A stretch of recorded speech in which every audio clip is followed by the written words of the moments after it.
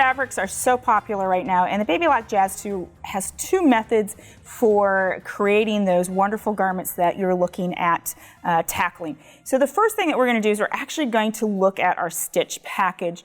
And I want to go over the actual stitch that you're going to use for the first option, and that's stitch number 26. And if you'll notice, it's in the gold set of stitches, and what these are is they call these stretch stitches. So we're going to select stitch number 26 using our stitch selector dial. We have 26.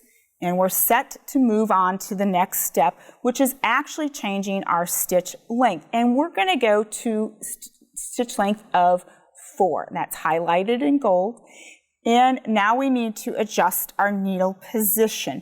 And that is actually going to be moved to number 7. So what that is going to do is that's going to move that needle over to the left. And the reason that we're doing that is because you've got the security of that presser foot, the inside edge, and also the needle plate. So that needle can't, in a sense, move left or right. It's going to be solid, so your seams are going to be perfect. The next thing that I always do is I do engage that needle stop in the down position. Now, when we align our fabric, if we're using a 5/8 inch of a seam, 5/8 inch seam, we need to take into account that all these markings are based off of center needle, which that means is we've moved our needle to the left, so we're going to have to adjust the position of where our fabric edge lies. Otherwise, what will happen is if I were to leave it on that 5/8 inch marking, my seam allowance would be wider than what I need it to be. So I'm going to move it over to that 1/2 inch. Because remember, it's from the center to over, it's not that much, we move it over to 1/2 inch, and now we're going to start to sew. And you can take a look at what's happening as the needle is going. Is your fabric is, in a sense, moving forward and backward because the stitch is moving forward and backward. There are basically 3 straight stitches on top of one another. Why this is important is that because my fabric stretches, my stitch has to stretch with that fabric. If it doesn't, it might come undone or it might pop.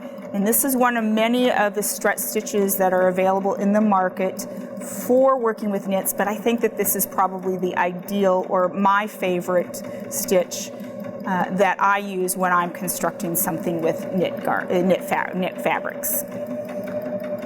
So as we come to the end, we'll take a look at our stitch. And this is probably, I would say, a medium weight knit. I would also use this on a lightweight knit. And then I do have a French terry piece of fabric, and I would also use it on that.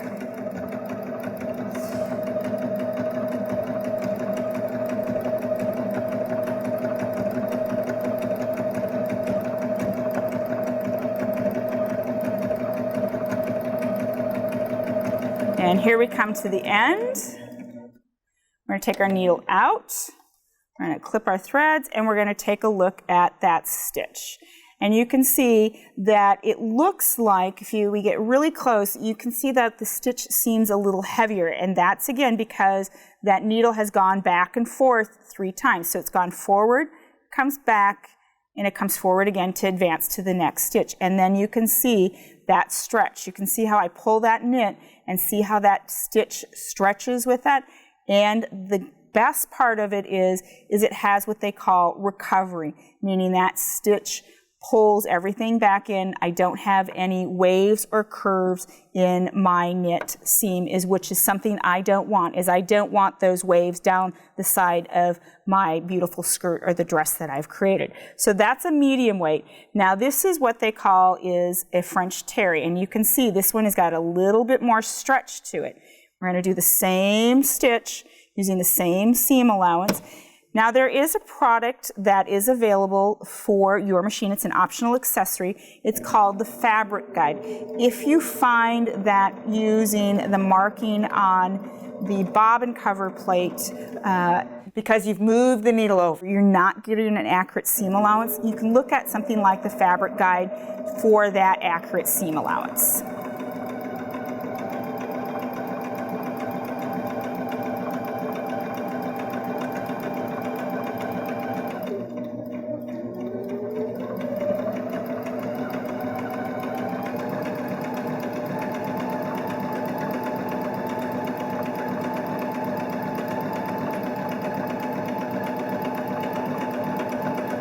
And as I come to the end, we're going to stop. And I typically, when I'm using this stitch, I know in a lot of garment sewing, you're always instructed to back stitch. When I use this stitch, I will have to tell you, I do not back stitch at the beginning or the end of my seam. I have a fairly strong stitch because it's got those 3 rotations on it. Now here's the same stitch on the French terry, front and back. And again, there's that stretch. And you can see that French terry really stretches, and that stitch is stretching with it, and you can see how that came back as far as what is called recovery. I don't have that wave. That's what makes this stitch ideal for stitching on knits. Another great option for seaming knits is the straight stitch and the walking foot. So we're going to make sure that we have selected the straight stitch. I'm going to make sure that that needle is in that 3.5 needle position, and my stitch length is about 2.5. And the reason that I use the walking foot is it actually helps on knits because knits tend to stretch, and oftentimes when you're stitching certain knits, what you'll do is you'll end up with what I call the rolling wave, meaning the wave comes down along your seam, and you don't want that. And the walking foot helps with that. And I'm just going to use the straight stitch. And I'm using a 5/8 inch seam allowance. And this is a medium weight knit. So we'll go from a medium weight knit, and then I'll immediately go into something that's called French terry, which is a little heavier. This has a little bit more stretch. Using that same seam allowance of 5/8 of an inch.